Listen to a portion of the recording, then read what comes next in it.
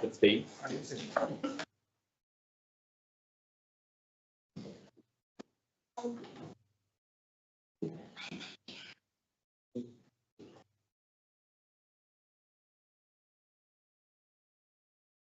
Welcome to this meeting of full council of Bletchley and Stratford Town Council. We are here at Newton Lees Pavilion on Tuesday the 16th of September 2025. I am Nathaniel Kelly-Wilson and I will be chairing this meeting. Before we start, there are some housekeeping points to note. We are not expecting a fire drill this evening, so if the fire alarm sounds, please leave as quickly as possible. The fire exits are located at the front and the rear of the room. There are toilets and they are located directly behind me. Please could you turn off your mobile phones or put them to silent.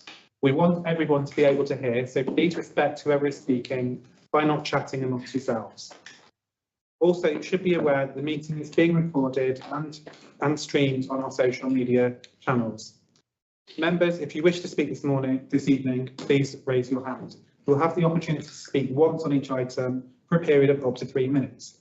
All points being made by councillors are to be made by the chair of the meeting. I will ask for the assistance of the vice chair to keep timing and the clerk to give me, as the chair, advice on standing orders if needed.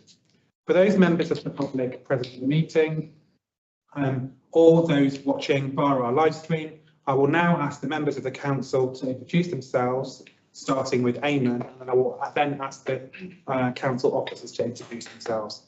Eamon. I'm Fenny, Stratford Ward. Samantha Brown, Lakes Estate. Ron, I'm David Noel. Terry Stevens, Manchester. Justin Hall, another people. Ray Blackman, Fenny, Stratford. Daniel Bataman, Newton Lees. Richard Graham, Vice Chairman of the Council in Central Bletchley. Nathaniel Kelly-Wilson, Chair of the Council and Town Councillor for Newton Lees. Councillor Ismail Hussain, Man South. Craig Scott, Manor North and Eton Lees. Marie Wymer, Lakes Estate. Councillor Sheen, Lakes Estate. And the officers, please. Delia Shepherd, Clerk to the Council. John Fairclough, Deputy Clerk. Kate Bradford, Support Services Manager. Thank you. We are pleased to welcome members of the public who are here to observe the meeting or to make representations during the public speaking session. This is a formal meeting and it will be conducted according to our standing orders. This means that members of the public may make representation during the public session only and may only speak once for a maximum of 3 minutes. This time is to allow us to complete all of our business. Okay, therefore to go straight on to item 1, to note councillors' apologies for absence. I just got apologies from Councillor Ely today. Thank you. Okay, item 2, to note councillors' declarations of interest in matters on the agenda. Are there any councillors wish to make an interest? Thank you. Yeah, on item 13, which is such arrangements for ending of the lease and closure of Spotlight Community Resource Centre Stratford Court. As a member of Milton Keynes City Council and the cabinet for housing and regeneration, I am involved in terms of that at City Council, so I will be the floor myself. Thank you. Okay, next item on the agenda, item 3, to approve the draft minutes of the meeting Tuesday the 29th of July 2025 of full council. Do any members have any comments on those notes or their accuracy? No? Happy for me to sign a true and accurate record of the meeting. Thank you. Okay, the next item on the agenda is item 4, public speaking. I do believe that we do have somebody here. So, Angie from, are you here from Cobra or Bipara tonight? Okay. You have 3 minutes to speak. Yes, I'm Dana from the Bletchley Residents Association. The demolition of the Brunel Centre is key to the redevelopment of the Brunel Sanctuary site. However, having looked at the initial method statement, we do have some concerns. The demolition work will require the former Sainsbury car park to be out of use for up to 6 months. I understand that the car park is currently underused, but the withdrawal will impact parking availability in the town. And as you're aware, parking is probably the most contentious issue with residents. Do we know if the car park will reopen once work is completed? And will it be available until such time as redevelopment of the site commencing? There's already existing traffic congestion in Duncan Street, partly due to illegal parking, and this has been raised with Highways by Town Council officers. Work's taken place later than originally planned on the Town Deal Aylesbury Street project. The same might apply to work on Queensway. The Saxon Street changes will follow the work on Queensway. And if the Saxon Street work starts late, plus planned work by Network Rail on the railway bridge, this would coincide with Brunel demolition work on the railway bridge. And the Brunel demolition, assuming the Brunel demolition work starts on time. The Brunel is not the first demolition work in this area. No doubt lessons have been learned by the City Council from the Sainsbury's supermarket demolition to ensure the smooth operation of the work on Brunel, and that the Town Deal team this time will be doing the community engagement instead of MKDP leaving it to the contractors as they did with the Sainsbury's demolition. I'm not aware if MKCC have engaged with Town Council officials regarding the planned Brunel demolition, but no doubt that Clark and I will hear more when we attend the next Town Deal Board meeting on Thursday. That's all on that. And then just a brief word about the neighbourhood plan. So although I was advised at the Big Street Heat that task team members had been contacted regarding the neighbourhood plan, at least 4 of us who were members of the task teams are disappointed that we were not approached to assist the steering group in taking the draft neighbourhood plan forward, and we are still interested. Thank you. Thank you very much for your comments tonight. My intention to go straight to the planning item, so and that members can ask any questions in relation to that, and the council will come back to you in relation to the neighbourhood, the comments about the neighbourhood plan. Thank you very much. So I'd like to vary the order of the item. The next item will go to 16.2, which is planning that is due to be considered by Milton Keynes City Council, and that's item PLN 2025-1807, Brunel Shopping Centre, Concourse, Bletchley, prior notification for the demolition of the existing shopping centre under Regulation 3, application of the Town Country Planning General Regulations 1992. Chair, could I just make a point on this, Yes. please? I apologise that some members won't have been able to follow the link on the papers. We've had a problem which we think is at the Milton Keynes Council end, not at our end. We couldn't make that link work, so an email's gone round with the information about the planning application. So if you haven't got it in your pack, you can't access it through your pack. You should be able to access it via that email. And of course, you can look on the website direct.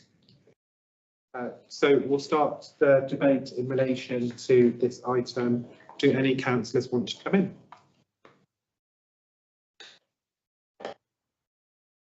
Okay, Ishmael. Yeah, I think the first thing was with the comments from MKCC Environmental Health. And they read through the method statement and they didn't see anything from their perspective in terms of environmental health.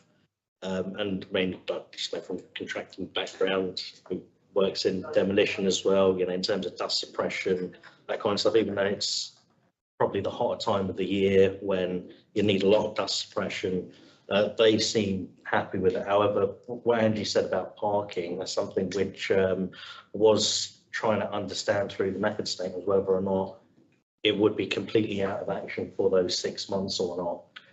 So I have read the method statement myself, and it does indicate that they will be using the Duncan Street entrance to actually bring in lorries, and so the whole car park will be closed.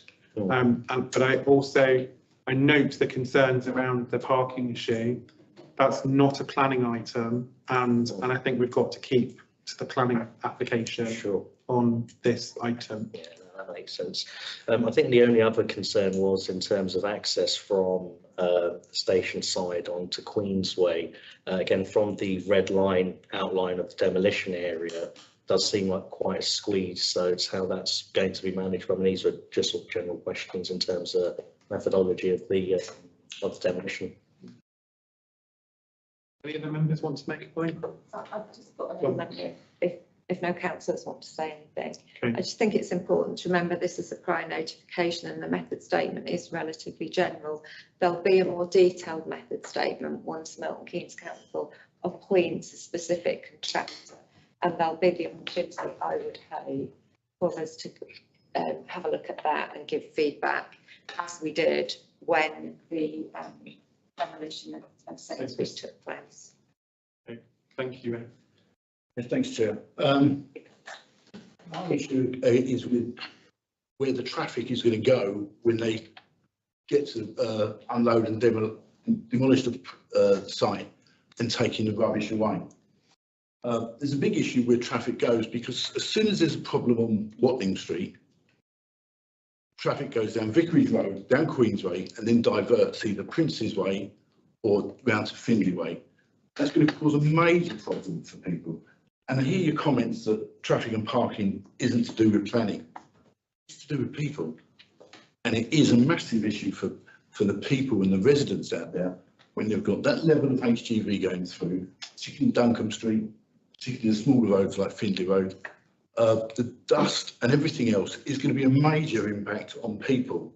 So it may not be a planning issue, but it's certainly a people issue.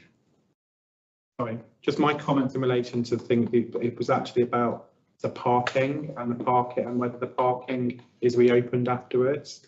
I do think that we can make comments around traffic and whatever. It was just stating that parking itself is not an item, it's not the planning application. So sorry if I was not clear. Okay, well, on that basis, there's perhaps something to put in place to insist that all vehicles go a set route, maybe the A5, Bletchley Way, and then into Queensway, and then that small part of Duncombe Street, not coming in through Duncombe Street up Warwick Lane. Okay. Do any of the councillors want to come in at this point? Ron? Yeah, only a quickie. We know it's got to come down, but when I was doing this, excuse me, when I was doing the surveys, I said to them we need it to come down as quick as possible, because we don't want it to linger on like Sainsbury's did and have the serious problems that we had with the old Sainsbury's building. You know, so obviously we've got to make sure when it goes to it, it comes down as soon as possible, and don't take the regulations. Okay, I think so. So we don't have that yet. This is a prior notification. There will be another item in the future, but point noted. Do any of the councillors want to come in, Ed? I think I would actually support Councillor Blackman's comments regarding the region of traffic, that needs to be made clear. Waterloo Road is not a suitable road for traffic, given that we already have issues with the C-Max lorries going down there and over those speed bumps, and causing quite a lot of disturbance sometimes, despite sometimes regular reminders to their drivers that they shouldn't go that way, and they still do sometimes. So it's really important that we do have that. And also, I'm not quite sure which way they're going to come in from Duncombe Street. Are they going to come in through that slip road, or are they going to come in through the thing? So I think it would be helpful to make comments around traffic management to ensure that ideally it comes down the dual carriageway into the site. Thank you. I hear you. I also think, having done that in my large estate, it's actually quite a difficult turn. I can't imagine any. I think they're going to have to do some changes to getting into that site, because rather than how it is existing, because it's a monumental multi-point turn for me to get into that car park. So is that a proposal, Councillor Batman? Yeah. Do you have a seconder? Because I think Ed, all those in, are you clear on their comments?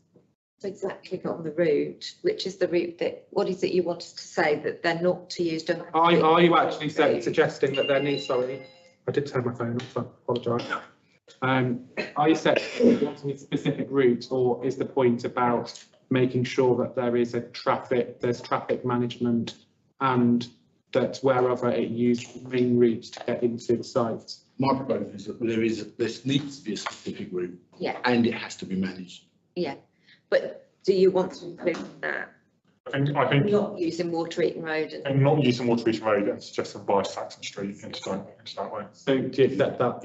Yeah. so specific route. Okay, so that is seconded. All those in favour of that motion? I think that is unanimous. Thank you. Okay, we will now go, carry on with planning.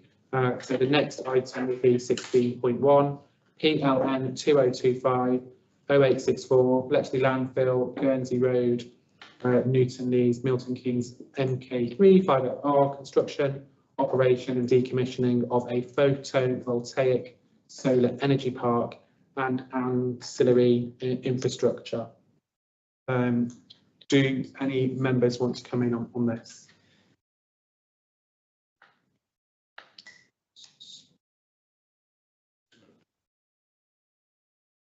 Okay. Okay. Does anyone want to make a comment? No, so no comments. That's section 106 agreement.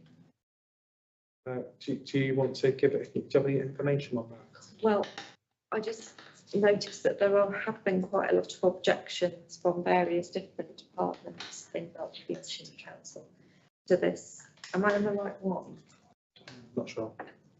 Which one are we dealing with? So the Bletchley Landfill. The landfill, yeah, there have been quite a few objections from an ecology point and landscape architect point of view from Milton Keynes City Council. And one of the points that I noted was that some of the objectors were suggesting that the Section 106 agreement should make provision for on-site biodiversity enhancements in the light of some of the losses that there are likely to be. And there's also concern about community benefit and loss of visual, impact on visual amenity. So I think if that is going to be the case, it's just a point for you to consider whether you want to make some sort of comment about what should be in the Section 106 agreement, because we don't get the opportunity to do that any other way really, except via the planning system. So it's just a thought, it's not a suggestion, it's not a, it's not a proposal or recommendation or anything like that. Councillor Coe. Same as Lydia saying, there's a lot of comment inside. 4.5 object, but what the object is talking about the environmental protection issues. But coming back on the other side is say the drainage design, they don't object on this one. So on the case, I just wonder if we should make a decision at this point, because when they object, are we going to have some sort of alternative to fix those issues before we go ahead? That is my concern, because if we say okay this time, that means the environmental issue will be surrendered. So that will be another comment from the residents. And coming back, if you say no, so all the working, all the job has to be stopped at the moment. That means nothing can go forward. So I think before we make decision, I think can this case can be deferred a bit just so that we can looking for more professional advice from those people making objections. Is there an alternative for that before we make a decision? If you look at, if you examine the comments on the portal, obviously they're in date order, and you can see that quite a few of the early objections have been countered with other proposals for how the objections might be mitigated. The concerns about biodiversity and so on might be mitigated, but I just I think from what I've read, it appears that it has the potential to affect the restoration of the quality of the restoration of the landfill site. So that's why I think it might be worth putting something in about the Section 106 agreement. So my understanding is this application has been put in by a company called sorry, do you want to come in, Ed? So I just kind of wanted to just say, so the landfill will have to store the site to what has been agreed and restore the site as it should be. Now, if there's challenges along the way, then the landfill operator should in theory be having to fund that. That is their obligation to do that. If they're just to sell part of the site or lease part of the site to a company to put solar panels on, then they'll be getting some reward from that, and I would expect that to come through in that way, and that would be laid out in those when it comes to those restoration plans at that particular time. But I do think the biodiversity plan, I've just seen West Bletchley Council's comment on there around the reward and the monetary rewards that come from the operation of the site. So there is likely to be a financial gain for the developer, and actually we need to make sure that we are getting appropriate S106 money for biodiversity to increase the biodiversity of the site and probably beyond. So it's not just within the site, but how can we do that beyond the site as well? So I would be supportive of something along those lines. So I was just going to say, the company that put this application is a company called Infinite. Infinite are currently the organisation or company that do all of the methane gas drilling on the site. And so, I think it could be seen that this isn't what they're looking for, is an opportunity to extend their use of the overall site.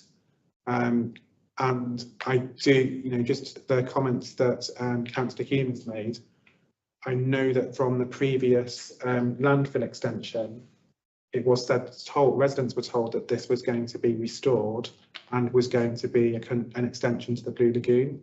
I don't believe it's the entire site. I think it's just part of it, but we may want to take that into consideration in terms of what we're saying. And also, if there, as Councillor Hume has said, if there is gain for that provider, well, surely the community should share in that.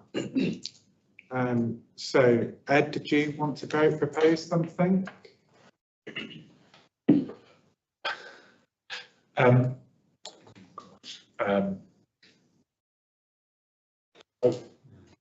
propose that S106 contributions are reviewed to ensure that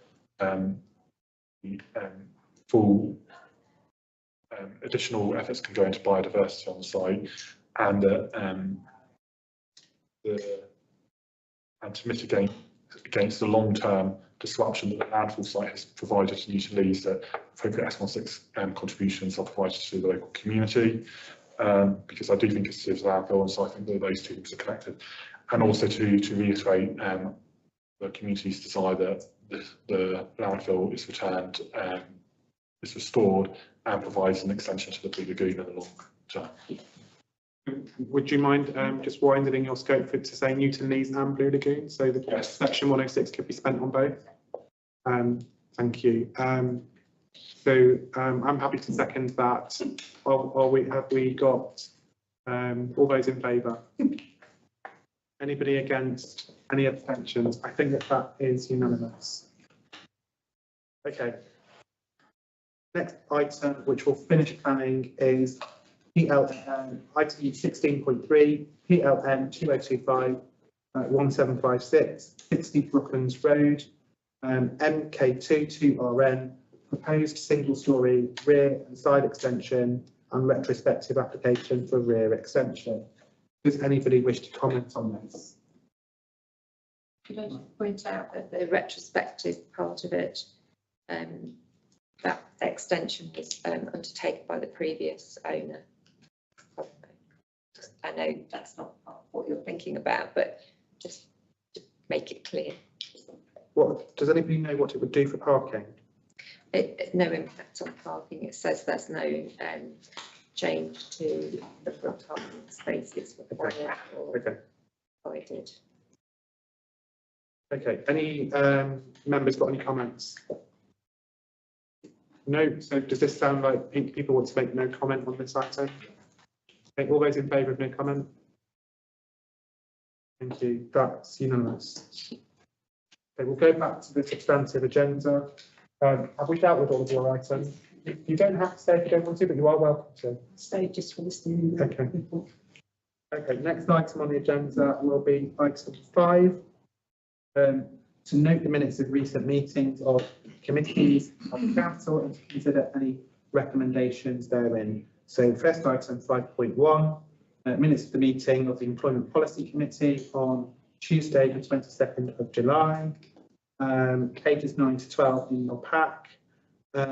Is there a recommendation here? There was a recommendation which was considered at the last full council, but this is the minutes were not available from the meeting, so these minutes are just for noting. The recommendation for full council has already been dealt with. Councillors, are you happy to note? Thank you. 5.2, draft minutes of the meeting of Tuesday, the 5th of August of the Community and Environment Committee. There are no recommendations for full council. That's pages 13 to 16. Are you happy to note those items? Thank you. Item 5.3, draft minutes of the meeting held on Tuesday, the 12th of August 2025, the Finance and Governance Committee, pages 17 to 22. And there are recommendations, and who's... Well, as Keith's not here, I've made a note of what the recommendations are. Okay. One is that the training policy should stay the same. The Finance Committee reviewed it in its capacity as the Governance Committee and recommended no changes. Mhm. And then there were some very minor changes to the financial regulations and standing orders, which were put in place following the use of the framework for the Sycamore building works. It was clear that our financial regulations and standing orders just needed a minor amendment to bring them up to position where we could use the framework again without having to do a standalone resolution. So that's what those recommendations were about. And the wording is in the minutes. The wording of the changes to financial regs and standing orders is in the minutes. It's very minor, but it just allows the use of a framework. Any comments or questions about that? No, everybody happy to note that? Thank you. Noted. You approve them. Oh, Approve those. sorry, we need to have a vote to approve those. So all those in favour of approving, anybody against, any abstentions? That is unanimous. Thank you. Next item is 5.5, draft minutes of the meeting held on Tuesday, the 2nd of September of the Employment Policy Committee. And I do believe that there is a recommendation for that. Is it you, Ed? Yes. So we have two recommendations. One of the recommendations is to go to the Community Environment Committee. So I won't necessarily discuss that for that particular committee. But we did want to recommend to the full council that following a discussion around health and safety, we often had health and safety updates on the Employment Policy Committee. Understandably so, nearly everything that we do as a council involves our employees, therefore actually health and safety is vital for that discussion, but actually we wanted to make sure that that was a wider consideration. And so across all of the committees, particularly if we're discussing things like landscaping or events or whatever, it's important that those committees take an element of responsibility for health and safety in their respective areas. So the recommendation is to full council that health and safety should become a standing item on all agendas for each standing committee of the council. Health and safety issues concerning employees would continue to be reported to the Employment Policy Committee as well. Do you want to say something? Not about this item. Okay. Members happy to approve that change? All those in favour? Anybody against? Any abstentions? I think that is carried unanimously. Yes, I'm sorry, Chair, I missed one of the recommendations from the Finance Committee, which was, if you're ready to go with that, it was a recommendation that the wellbeing provision for this year should be increased to 25 referrals per quarter to the end of 25-26, at a cost of £7,500. That would be funded from underspends in the community grants budget, Fenny papers, and in the sum of 6,500, and an anticipated underspend in the free swimming budget of £1,000. So there was actually originally a recommendation of the Community and Environment Committee, so I'm sort of sure that Terry could speak to it, but it went to Finance for their consideration first, and they supported the recommendation that had been made by Community and Environment. Sorry, I should have brought that up earlier. Okay, so we'll go back to the item. Terry, is there anything you wanted to say in relation to? I agree with Julia. So we noticed there was less women being taken up, but obviously the counselling services are getting more and more. The 25 referrals for the end of the year. We also have the other spend from the events program. So it just made a lot of sense that we move that there. So it's an essential service. We get such good feedback. That would make sense until we for the 2-year end. So I do believe that the counselling is being used. I think that just to explain from the financial situation, what would happen is that if we wanted to continue at the same rate next year, it would actually be a precept increase by 7,500. So I think what you're being asked to do tonight is to via existing monies to cover the 7,500 to increase. But when we go into budget setting, councillors will need to make a decision about whether that increase is affordable. So you might want to decide. So you might want to take that into account in how you vote tonight. The recommendation is actually to increase to the end of this financial year. To the end of the financial year. Yeah, end of the financial year. Okay, so all those in favour of the recommendation? Anybody against? Any abstentions? I believe that is carried unanimously. Okay. That concludes the items with regards to the minutes. We'll now go on to the next item on the agenda, which is to receive an update report from the Sycamore Building Steering Group. That's a verbal report. I think, Chair, you're going to give this update. Thank you. I'm reporting on behalf of the steering group for the Sycamore Building project. Expression of interest in the Sycamore Buildings work contract were invited by the Parkable framework in early August, from 1st to the 6th of August, with 14 contractors registering their interest. The invitation to tender was issued on the end of August with closing date of 26th September. The intended bidder notification date was in the week commencing 3rd November, with start on site date of the 8th of December, 35-week build. Since the ITT release, 9 contractors have visited the site. A lot of interest have been shown, though not always submit tenders. One contractor requested a 2-week extension of the bid period, which was discussed at the last steering group meeting. Also discussed was the architect's proposal to remove the planned self-contained toilet in the council chamber.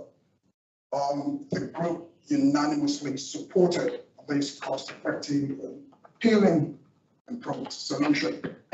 A chamber will still be able to be self-sufficient. I think that's worth mentioning, using the accessible toilet at the back of the building. Revised drawings and specs will be needed to support this change to the ITT.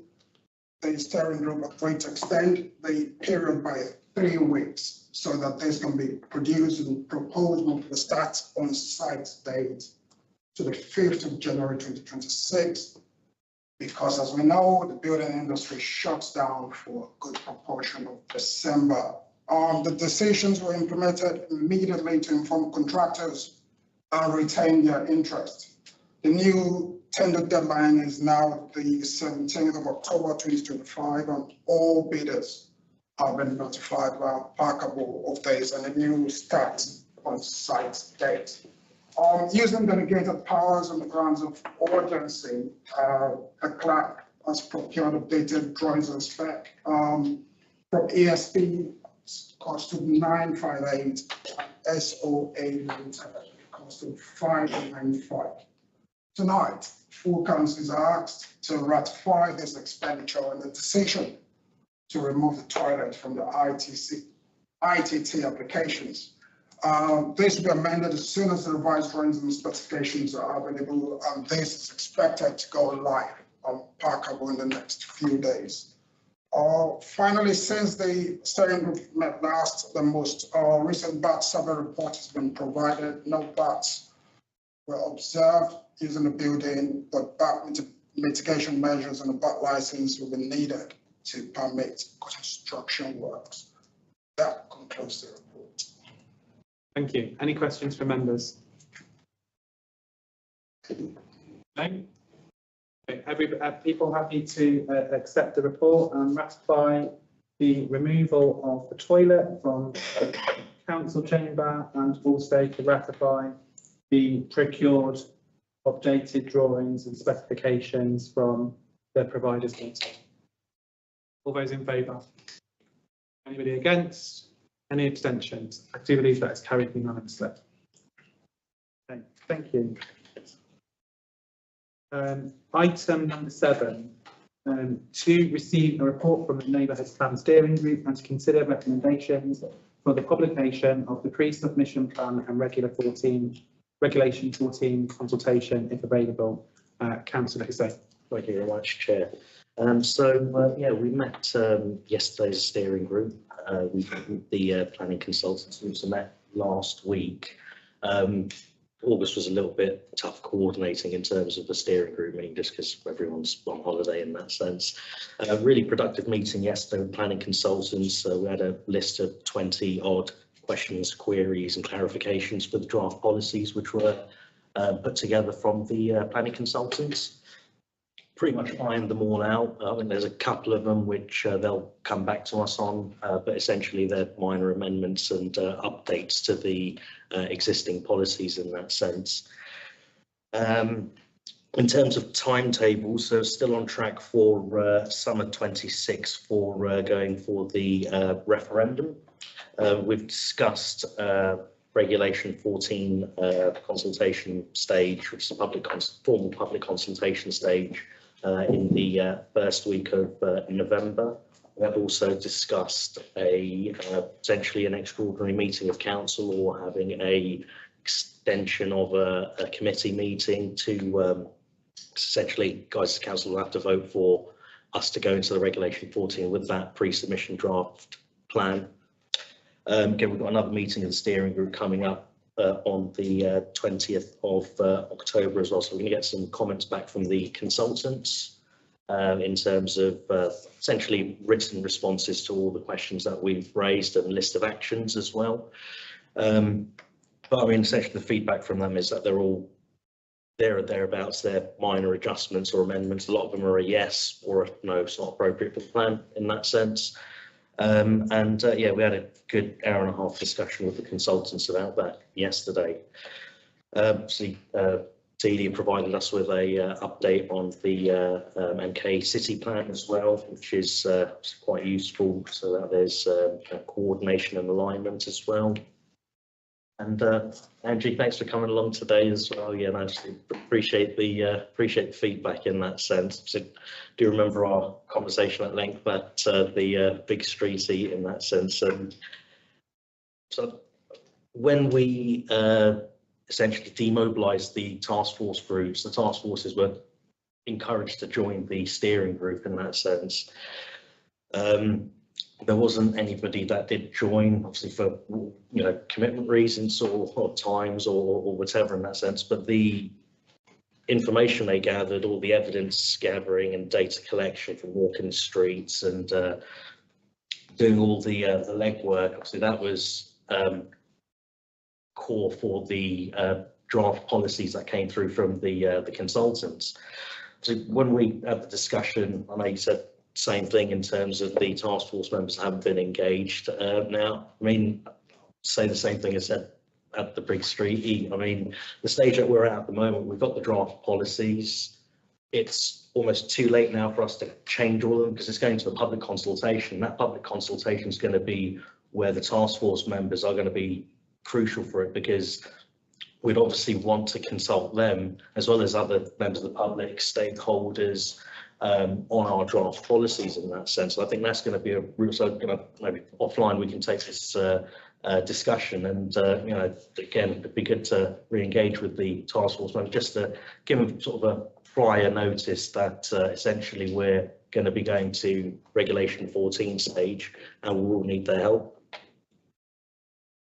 Great, thanks very much for that update. Members happy to note the report.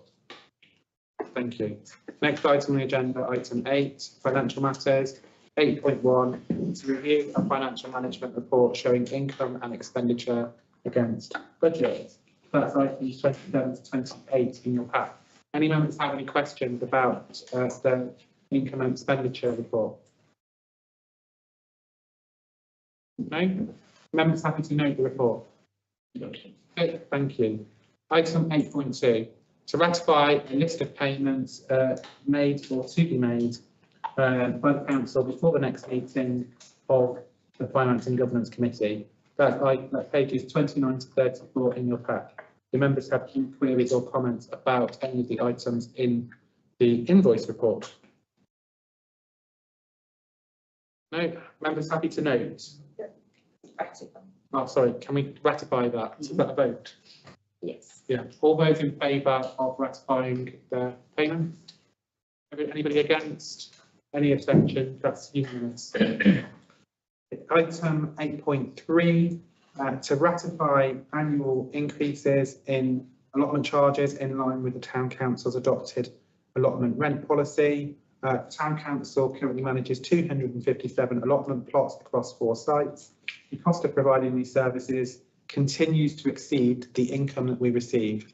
Under their policy approved by full council on the 27th of September 2022, allotment rents increase annually by the July CPI rate plus 1%.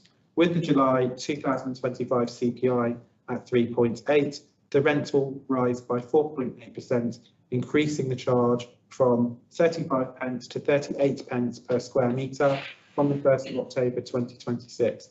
Members happy to ratify the increase? All those in favour? Anybody against? Any abstentions? That is unanimous. Thank you. Item 8.4, reminder in relation to the budgeting timetable for the Town Council for the next financial year, 26 to 27. Yeah, just a reminder that committees need to make any recommendations regarding budgeting by the end of November, according to our scheme of delegation and power. But obviously, the sooner any recommendations can be made, the better. I think there'll be a first draft of the budget shared with council in November, but the formal budget meeting is the 20th of January. And that's when we'll be approving the budget and setting the precept. So it's just a reminder for committees to put forward any recommendations, but also if any individual councillors have got any ideas for projects that they want to see taken forward and that they want to see funding allocated for, but talk to us now rather than waiting until we're trying to approve the budget in January, so that we can do the necessary research. Members happy to note? Yes? Thank you. Next item on the agenda, item 9. A letter to note correspondence from Cameron Anderson and the Cameron. I know. We can update the pack. We can update the yeah, pack. we can update it. But... I feel like Ron the Anchorman who will read anything important. So apologies. To note correspondence from Callum Anderson MP concerning provision of banking facilities in Bletchley and to consider any relevant actions. That's page 35 to 36 in your packs. Yeah. Do members have any comments or questions in relation to this? Councillor Coe.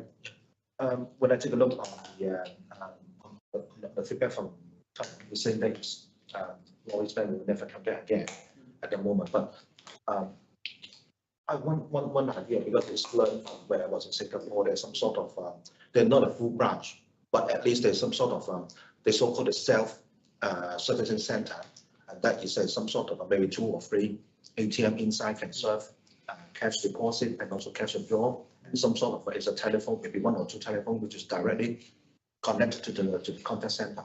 Then that by some means, because last time when I tried to talk to the, I think the last day of the Lloyd's Bank, I tried to talk to the branch manager saying that they decided to close the branch because of the revenue, because the expenses is much higher than they earn, say, commission or any other income to support the branch. So by some means, if we can suggest them to have some sort of maybe automated branch, at least we have some sort of cash deposit services or cash withdrawal deposit, so that there's a partial branch right here. Yeah.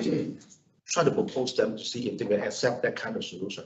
Yeah, I think so I understand what you're saying. Yeah. I think that what his letter is saying is he had, there's a company called Link, which is, they are required to do an assessment of whether we would qualify for a banking hub. A banking hub is a centre that does exactly what you said, so different banks can occupy it on a daily basis. What his letter is saying is the assessment has said, on the basis that we have a post office in Bletchley and also Nationwide still here, we would not qualify to have a banking hub at this time. However, he will continue to, you know, to check, to follow up, and should there be any further changes. So for instance, if Nationwide decided to leave, then it may be that we would qualify, but before that could happen, unfortunately, there's nothing that really can be done, and banks cannot be forced to kind of stay where they are. I think Richard, then Eamon, then Ray. I think that we've got to consider, if you look back to when post office shut, through whatever means they shut, it was a big drop in respect of our banking in Bletchley. Who knows what's going to happen in the future? And what we've got to consider is future-proofing our town centre. Nationwide runs out of money. What happens then? And I've seen plenty of times where there's been plenty of queues down High Street waiting to get to that one ATM that's open. One ATM. But you know, for me, down that town centre, seeing a queue outside our bank, one bank, the post office shut through whatever reasons, that then is a massive drop for all the businesses that work around Bletchley. We've got one bank, and I think there's a case, we've got to put a strong case to future-proof our town centre, with all the different building works that's coming along, all the people that are moving in and around the area, all the different parts of the parish, that growth of Bletchley is coming, and it's coming thick and fast. And I believe we should have more than one ATM in our town centre. Yes, you can go to the garages, you can go to Tesco's or Asda's and stuff like that. But really and truly, our town centre is dying. It's dying for one reason. There's nothing there. And the ATMs there anymore. And if there are, there's no money in them. So that's one. Okay, Eamon. Sorry. Barclays have had a pod, or what did you call it, a hub, in the leisure centre right up till this Wednesday coming, because it was underused, so they closed it down. So if nobody's using them, they're not going to do it, are they? I think that there was also a bank going into Dobbies as well. So, Ray. I think it's the vulnerable people, it's the older residents, small businesses, particularly those who are less digitally competent. But we all have to come to terms with the UK is moving steadily now to a cashless society. What we can do is maybe train the older and the vulnerable people with workshops, etc., that will allow them to have the confidence in doing it digitally. And you're right, Richard, with the lack of cash machines. But younger kids now are not using cash at all. Everything is zapped with a phone. And we have to recognise that the whole country and Bletchley will have to follow that method. And we will have to move that way.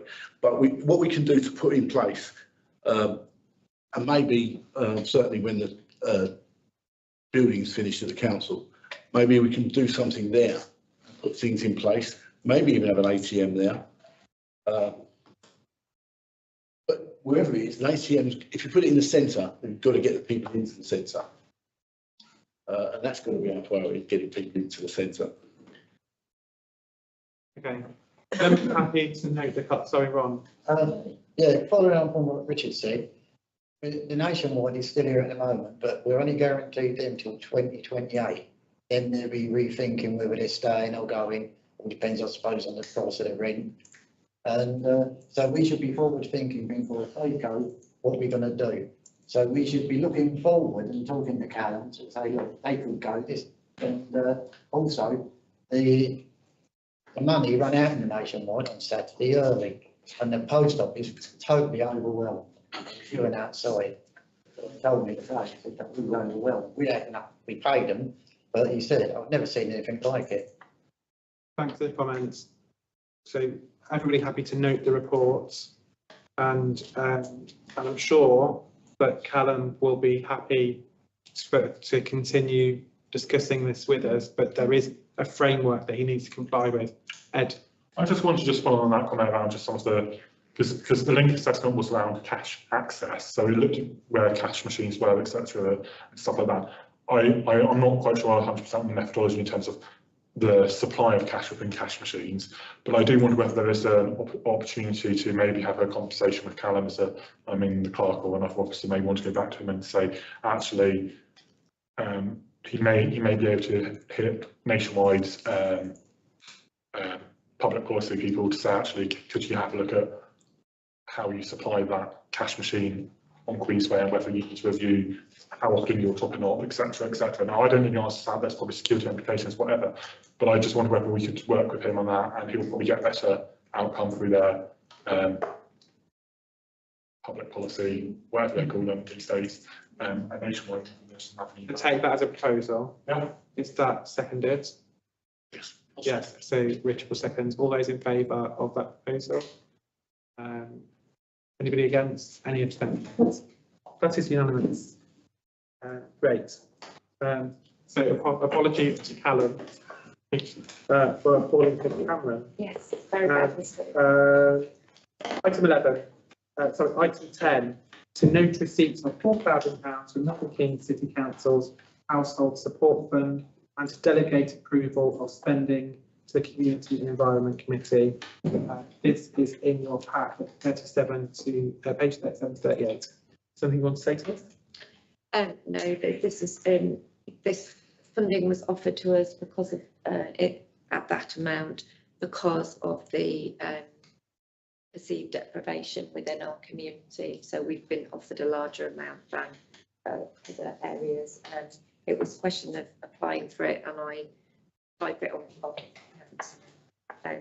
there are certain conditions we have to fulfil in terms of reporting, but it's up to the council to decide how to spend the money. So that's why I'm suggesting it goes to community environment. So, guessing we're happy to accept the community and community committee are happy. Community and events committee are happy to consider that. Yeah. Okay, so happy to note. Yes. All those in favour? Thank you, that is unanimous. Next item 11, page 39 to 54 in your pack, to consider a response to the public consultation on a proposed extension to Milton Keynes City Council's car cruising public space protection order. Yeah, this is the public space protection order that is in place is due to expire in January next year, and the City Council is doing a consultation to support to discover whether there's support for renewing it, but they also want to add in a couple of additional behaviours that that happen on car cruises into the protection order, and there's a very straightforward online questionnaire which councillors can complete, and indeed anybody can complete on their own account. I just thought it might be worth the council taking a position on this and letting the City Council know. We've had problems with car cruising, and still are, but it's important to have this legislation. Ed, Then Sam. Was Sam first? I thought Sam was. Sorry, my eyes were that way. Yes, Sam. Yeah, as I was going past Stoke Road on Saturday, I think it was about 11 o'clock, there was a load of congregation of young men with their cars using the bypass as a racing. But I understand that's Aylesbury Vale bypass. Is that true? I don't know. So the border for Yeah, is where you see the sign that says welcome to Newton Lees on that road. yeah, The top kind of maybe 10 metres of the Oh, is road that is it? actually in right. Nottinghamshire. Is there a possibility of getting speed cameras down there at all? So they can start ticketing people on that bypass, because I can hear them over on my side of the estate, and God knows what sort of sounds they hear nearer to the bypass, and it probably echoes over Newton Lees sometimes as well. So nothing's been done about it for donkey's years. So it's not in our area. I will ask the Yeah, clerk if we can what, chase it whether up. we can perhaps engage with, or, you know, what the. I think the most important thing on this is reporting. I think that, you know, when you have those sorts of experiences, to report them, and if you report them to us, we'll report them to both. If you report them to officers, we'll report them to both authorities Okay. and make them aware that it's It an does ongoing echo issue. though, it really echoes, and it pings off onto my side of the estate, and everybody nearer to the bypass probably hears it 10 times worse than what I do, and probably over at Newton Lees down. I do know it's a problem. Yeah. I'm this end of Newton Lees. Yeah, you can hear it. If I have the doors open on a Sunday night, I can actually hear it as well. Yeah, and it's So, mainly yeah, at the it's going- weekends where they're not Sunday. working. I think it was Ed next. Yeah, I think we should absolutely support this. I think it's one of the ways of tackling it, and if it's not in place, it becomes nothing possible to police, because there isn't a prohibition in place, so the police can't necessarily do anything. So it's really important that this is supported. I think it would be worth highlighting in our response some of the areas that we do see, just because the responses will be read by the relevant officers of the City Council, and that's, say, actually Princess Way, Queensway, as you go down there, they are often down there, and then onto the A4146 round the bottom of the parish area, and then up onto the A5 in particular. But I would also suggest that we add a comment also about engaging with the neighbouring authority around the roads that connect our area, because they are seeing whether there is any engagement with Buckinghamshire County Council to engage with this sort of act as well. Because it'll be the same policing who will enforce it, it's just on a Buckinghamshire road. I think the important point to make to that as well is actually, because in certain areas, people could be displaced from Milton Keynes to Buckinghamshire because they know they can get away with it. So it's actually really important to have an integrated approach there. Ron? Oh, sorry. Yeah, so I actually support it. Findlay Way, you can get it on a Sunday afternoon, Findlay Way, you can hear them. So tonight, I'm going to pick Ron up, coming out of Lennox, going up Findlay, there's another accident on the corner again. Losing two's there, 2 cars, bit of a mess, but 2 children knocked over the week. It's all speed. So it's going to happen. So Just had one on Stoke Road as well. coming up. point for councillors, if we do hear anything, who's best to email, who will collect information? If you send it into the info box. Yes. And then it'll get passed on to the relevant officer and we'll compile them and send them.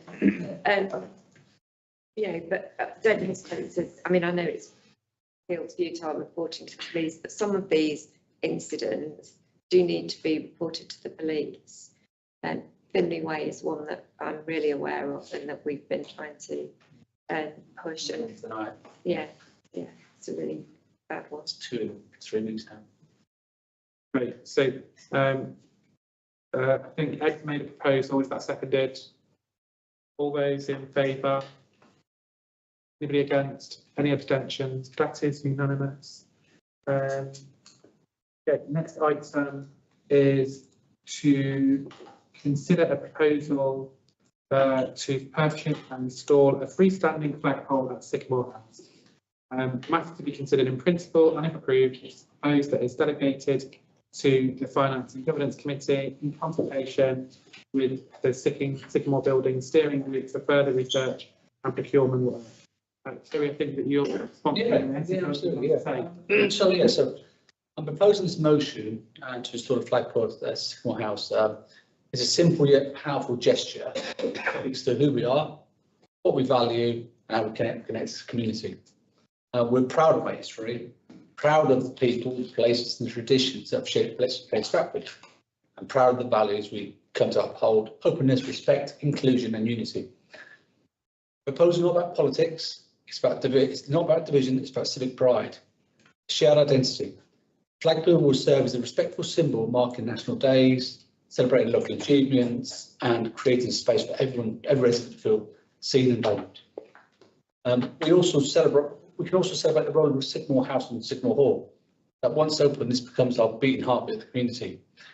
These spaces are more than buildings, they're hubs for connection, well-being and civic life.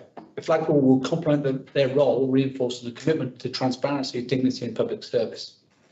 So let me be clear, it's not about celebrating, the proposal is about celebrating our culture, not politicising it, and it's about unity, not division. If you go abroad and you see civic buildings adorned with the flag proudly, expressing their civic and national pride, in Great Britain, sadly, it was not the case. Maybe it's a fallout from the 80s football hooliganism or extremism or colonialism, but it's time to turn that around. So I think it's a really good opportunity it should never be hijacked, it should never be misrepresented, but it's a space for everybody, from senior citizens down to young children, to remembrance to pride, from national milestones to local celebrations. It's a reflection of who we are and what we stand for: open, respectful and proud. Thank you.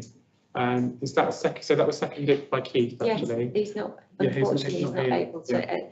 He didn't give me any words to speak because, but he did, one thing he did say is that Council might want to consider having two flagpoles, like two flags at once, because there's issues with putting two on one flagpole. Yeah, you can do it, yeah. So it just gives more scope. But anyway, it's not in the. He did say that, so I'm just. Are you happy to accept that as an amendment? Yeah, absolutely. Okay. So, okay. So would that be in line with the refurb of the Sycamore House? I think I think that's why there needs to be liaison with the steering group, but it's a question of where it's located. Is it located in Sycamore House Garden, or is it located more towards Sycamore Hall? I think we were thinking of Sycamore House yes, originally, yeah. But we'll need to speak to them about it. I'm really pleased that you mentioned about the two flagpoles, because I was going to suggest that's an amendment. One of the things, if you look at the city council outside the front there, they do have two flagpoles, mainly because the Union flag actually has to be flown all the time. But what happens is, as soon as you put something like the Pride flag up, everyone goes, oh, what about the Union flag? So actually it's really good to have that. Yeah. And you can then use the other flagpole to celebrate other occasions. It could just be simple as having our logo on, or some of the year and our time is having that specifically. So I think that's a really good way. And I'm sure it's probably best to get that in now rather than thinking about it 5 years time. Absolutely, yes, so perfect time. Okay. Any other comments? Chair, I'd just like to speak for a minute, if that's okay. Yeah. So I propose that we defer this motion until there's more suitable time, obviously due to the current situation, the protests over the weekend as well. I mean, from discussions with friends, family and members of the public, our council should be really showing to be neutral in the current situation. Now, I mean, if this was 6 months ago, I wouldn't have even thought twice. It's like, yeah, I'd say two flagpoles in that sense, at least. Big ones in that sense, I mean, I was a scout, salute flag all the time. 7 or 8 generation in the Commonwealth. I've had family in the armed forces and the Commonwealth armies as well. So I mean, it's nothing new in terms of the actual flag side of things. It's more that at this moment in time, it's being used to, it's been hijacked by people that are essentially, you know, anti-immigration, and that's the key part about it. Protests, there's lots of anti-immigration rhetoric, and a lot of families like mine are actually quite scared of what's going on. Now, the council to be seen as supporting a motion tonight on a flagpole when you've got things going on with flags and anti-immigration rhetoric, for me, it doesn't sit as though we're being neutral. Now, I mean, if this was a deferred motion later down the line when things have settled down, in my opinion, that would show neutrality, and that's what I propose, that we simply defer the motion.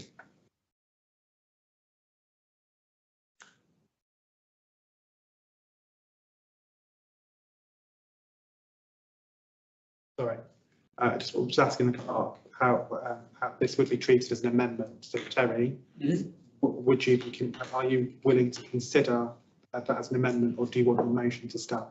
I'd like the motion to stand. I think I'm certainly not. The idea, you know, I initially didn't listen to what I said in terms of civic pride. It's not about marches on Saturday. It's not about immigration. It's not about anything like that. It's about civil pride. And I think you're looking at the wrong angle. We're trying to flip the coin. Yeah. We're trying to go away from the right of this. We're trying to flip it. Say, look, we're proud of our community. So I don't think any time would be a good time. Yeah, I don't. Certainly in the current climate. Yeah. Thank you. I'd also just like to come back on a couple of points that you said. And like you, I also really hear, and I've seen some very upsetting posts on social media over this weekend. And I think that I would say, you know, what I heard from the, you know, personally from the comments that were made and were written, actually, nobody here is proposing that we take some divisive flag policy that other councils have recently debated in the last few weeks. And I think actually they want to make sure that we can kind of recognise our local community. And I just want to come back to what this motion is actually saying tonight. It's the matter to be considered in principle, and everything else, you know, any discussions about what flags are flown, what's the thing, you know, is the right time. I also think that if we are doing it as part of the building project, the matter, you know, the matter in, is it right to consider the matter in principle whilst we're doing the project rather than delaying it? I mean, that just because we go out and get costs or we get planning permission, that does not commit us to actually kind of building it at this stage. It's saying that we could. I believe Richard and then Ed. No, I was going to say the same thing. You know, I think this is a cost, you know, something to consider, considering we're, you know, going to have a brand new state-of-the-art set of chambers, you know, Sycamore House, Sycamore Hall, whatever it's called in the future. We haven't decided on a name yet. I'm not proposing Sycamore Civic Centre. And you know, I think it's something for us to definitely consider. The two flagpoles flying, Bletchley and Fenny Stratford Town Council on one, and the Union Jack on the other. But it's something that we're going to be doing in the future when we start building that. It's not going to happen straight away. It's going to be happening next year in conjunction with the Sycamore House hall get built. So I think we do consider it today and then crack on. I think it was Ed, then Mo. I don't have my hand. Oh, sorry. It's just in this direction. I need to get my eyes checked out. I mean, I can talk, but I need to go to a certain place. I won't mention their name. Mohammed. Okay, I think I know a lot of things going on, and my family is same with your Ashmil. I think as together we show the support people and people live in Bletchley all around the world as well, that we should respect the Union flag and our own flags. Doesn't matter what, and they should be flown long time ago. So I think it's the right time for us to do it, to those people to know who are actually being, I don't want to mention the word, they need to know we all respect that flag, not just them. Okay, so for that reason, I think we should go ahead and we should be proud of it. And we should make a ceremony of it when we do those flags. Thank you for that point. Eamon, did you want? Everybody keeps calling it a jack. A Union flag can only be a jack when it's on the pointed end of a ship in port. No other time. Thank you for that. Thank you for the information. Would you like the right of the flag? Yes, please. I think from what I've heard and the fact that it's been explicitly stated and discussed that we're doing it off our own back and we're doing it because we want to. And the fact that, this to me demonstrates that it hasn't got anything to do with the protests going on. No, I think that's us demonstrating that essentially this flagpole has got nothing to do with people. We're not doing it because we're scared of them. We're doing it because we're trying to take it back in that sense. Now, that's obviously given me a lot of confidence in that sense, and I'd like to take my proposal back. Oh, We're a very diverse council as well. I mean, it's we're working together, and that's what we need to symbolise. Harry, did you want to make any further comments? No, I just back everybody else. My final votes were, yeah. Okay, we'll go to the vote. All those in favour of, in principle, agreeing to purchase 2 flagpoles and freestanding at Sycamore House with matters reserved to further discussion once we get quotes and stuff back. All those in favour? Anybody against? Any abstentions? That is unanimous. Oh, sorry, who chair? Oh, sorry, 1 abstention. Okay. Item number 13 is arrangements for ending the lease and the closure of Spotlight Community Resource Centre at Serpentine Court. Do we need to do this?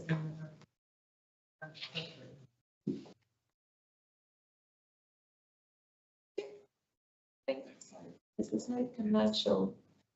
Why would what? Didn't would everything? They thought that we could have do that. Sorry. How are they going to impose DLAPs on a building that's going to be demolished? I don't think there's any commercial sensitivity. Okay. Personally. We'll go on and see how we go. Yeah. Okay. Item 13.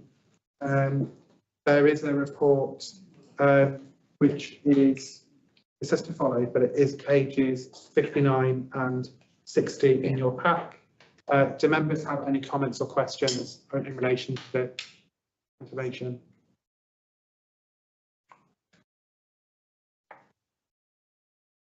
Just a quick question. Is there going to be any provisions apart from what we're doing at Sycamore House? Apart from what we're doing at Sycamore House, is there any provision that MK are going to be building a new community hub on the lakes, other than Sycamore House, that's ours? But are they thinking about demolishing Spotlight? Are they thinking about putting something there for the community? As I say in the report, I can't get an answer from Milton Keynes City Council about what the definite plan is at this stage. The original plan is to have a community hub space, and at this stage, I mean, there have been a lot of changes to the regeneration project caused by lots of different reasons. And at this stage, it's not clear to me it's going to happen with any community space. I understand there's a space and it's fallow. I understand there's a space and it's fallow. It's not been fitted out, so they don't know what they're doing with the space. I think I wouldn't say they don't know what they're doing with it. I think they're considering a range of options. I think they're considering a range of options. And the idea of it being, as at one stage we thought it would be not finished to shell and core, it would be fully finished and it would be offered to the community. I'm not sure that that is the situation now, but it's not, as I say in the report, that it's not clear. I'm not clear. and no one can tell me at the moment definitely what is happening. Answer your question? Answer your question. Anyone else wants to come in on this? Councillor Batman. Once it's demolished, what's going to happen to the people that were using it? Where are they going to go and use, what facilities have they got to use it going forward? And that's really the issue, isn't it? You know, these people were using it, and someone needs to come up with an alternative. Well, the town council's position is that Sycamore Hall would be the alternative that we would provide. It may be that there is also the community centre, the Lakes Community Centre, which I think there probably is some capacity in the Lakes Community Centre for some activity, but I would disagree. But it's difficult to access it anyway. So I think perhaps there's two issues really. I think we'd hoped in an ideal world that that Spotlight would close and we'd be open at Sycamore Hall at the same time. But that's not going to be the case if the demolition takes place in April next year, which is what I'm expecting to happen from everything I've been told. So that does mean that we will not be quite ready then. And if everything goes according to plan with Sycamore buildings, it's going to be the end of the summer, September, before we get into the new building.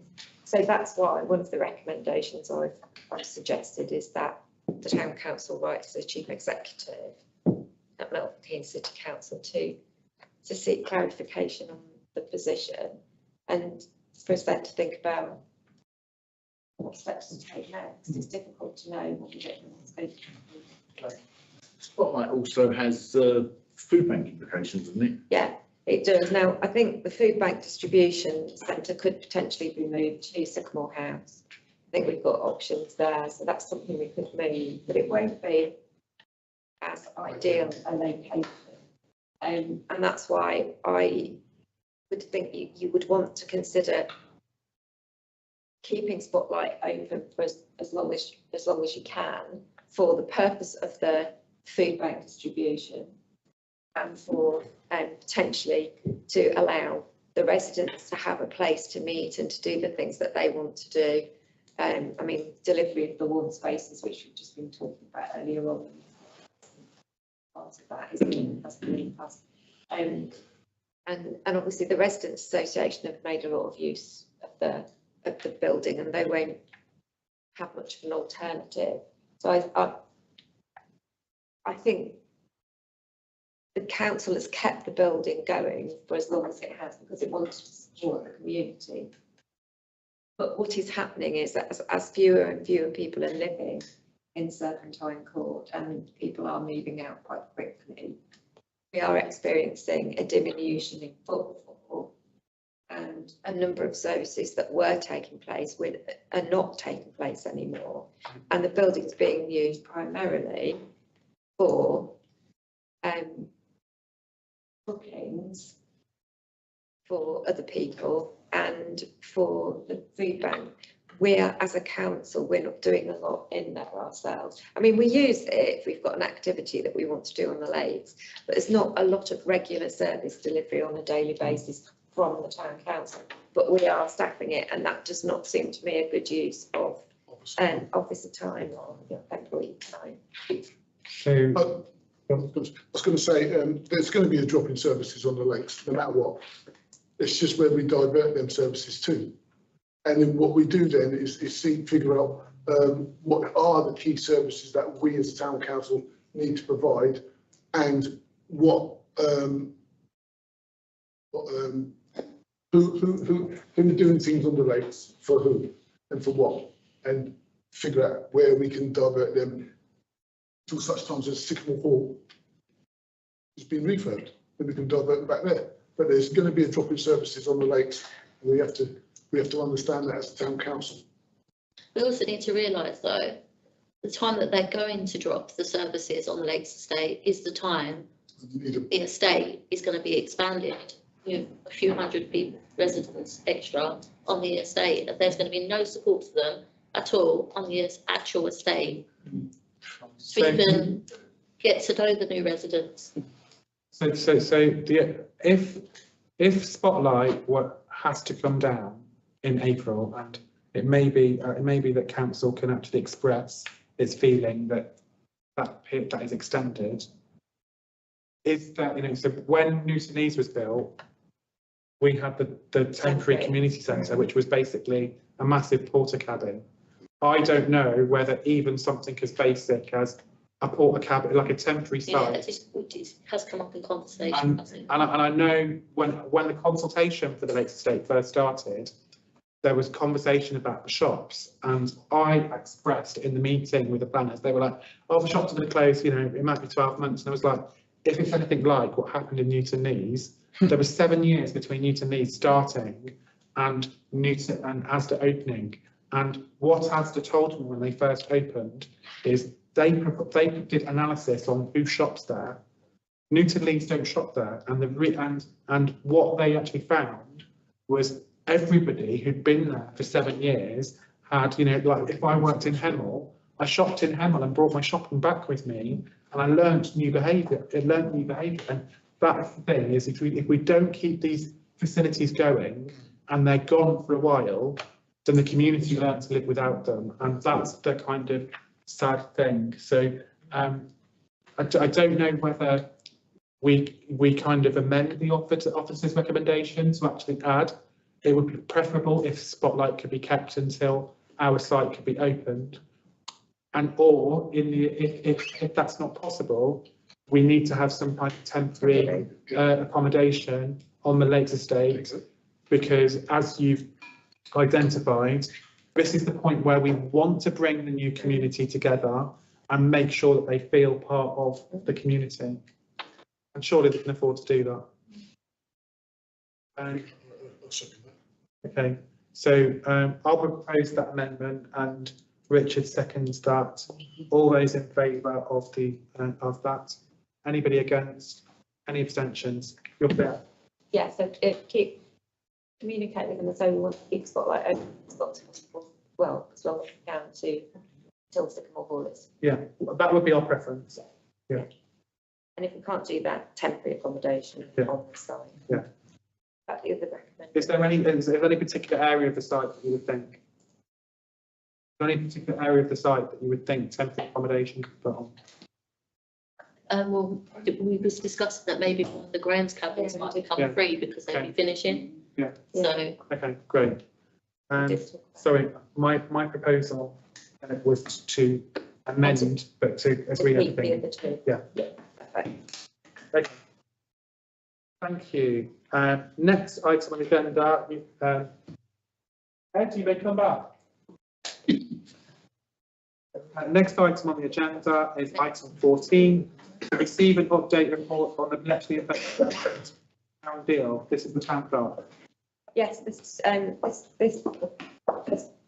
council meeting is a very unfortunate time because, as Angie mentioned earlier, the next town deal board meeting is this Thursday. The last was on the 18th of June, and I've already updated on what happened there with the programme updates and the spending update, the town deal projects, which I've already shared with council previously. We did at the last meeting have an update on the Bletchley investment tax force, which is an initiative that Callum Anderson is driving forward with representation from the public and the private sector. And it's at a very early stage at the moment, but there's another update on Thursday about how that's progressing. And I think that's, all sort of kind of linked into the issues that we've been talking about earlier about the banking and the businesses and so forth in the town centre, and the whole of the area. So the meeting on Thursday, the agenda includes an East West Rail update. There's updates on the Milton Keynes College project within the town investment deal. There's going to be a spending update. There's going to be feedback from the advisory group, and there will be a programme update on the Queensway works, at which I'm hoping that we will be told a firm date for when that public realm work begins, and that we'll see a plan that is more fully realised than any of the plans that we've seen so far. There is also going to be an update on the crossing at Lennox Road. The accident that happened in that area did not pass unnoticed, and there will be some discussions at Town Deal about that. But what we have been told is that the mini roundabout, the end of Elizabeth Square, in the intersection with Prince's Way and Lennox and Queensway, is outside the scope of the Queensway works. There will be some improvements to that area, but there won't be a new or a major change to that intersection. And I think that's something that the Town Council might want to keep on its own radar and consider on another occasion. I think I know what Councillor O'Rourke's going to say, that he wants to speak. Yeah, well, on that job, we put it in, it was, the architect was Bennett, Mark Bennett, and he told me that the actual roundabout itself is illegal. It doesn't come up to standards, road standards, it's totally illegal. All the measurements are wrong for a roundabout. That's from the architect himself, so.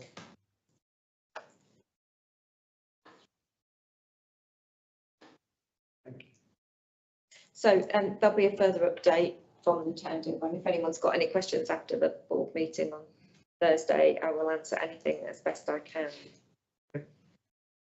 Council's happy to note the reports. Noted? Thank you. Final item on the agenda is to receive an update report from the Milton Keynes City Council Parishes Forum, Councillor Stevens and Weimer. That'd be me. Okay. I've only got little notes, so Delia, feel free to jump in where I was out. So we went to the parish forum, which was very interesting for me because I actually understood it all. Change.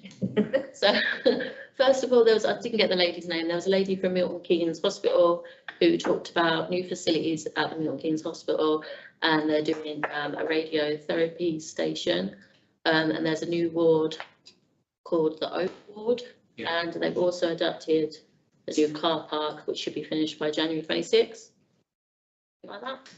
There's also an imaging centre that should be completed by March 26th, and then there's a new hospital programme which they will be trying to deliver by 2030, I think it is, for women and children services with surgical capacity.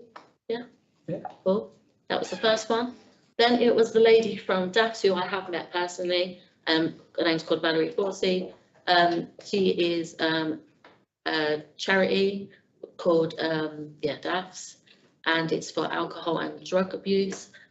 She's a lovely lady. She's got another partner who also works with her. And I went actually to their charity status celebration. So I know a bit more than what she really spoke about, but she has drop-in services across Milton Keynes and I think Bletchley and Buzzard, where they do free services for anybody that wants to attend at Woollen, the Lighthouse in Linslade, Salvation Army and Connemara. I think there was one more. But I've got a leaflet to send out to everybody. Yes. And then there was Gary Lake, who spoke a lot, and he is from the he was the Children's Service Manager or something. Yeah, Children and Family Services. Yeah.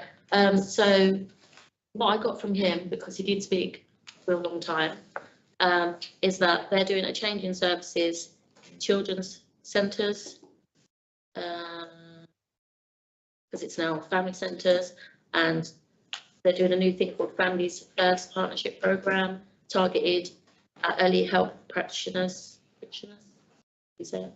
and child first approach, and so they're doing lots of structure changes. I'm just minimising it as that, yeah. Okay, it was quite a long presentation, wasn't there? It was, there are a lot of slides which we quite can, detailed, it's quite detailed, yeah. No, it's Yeah.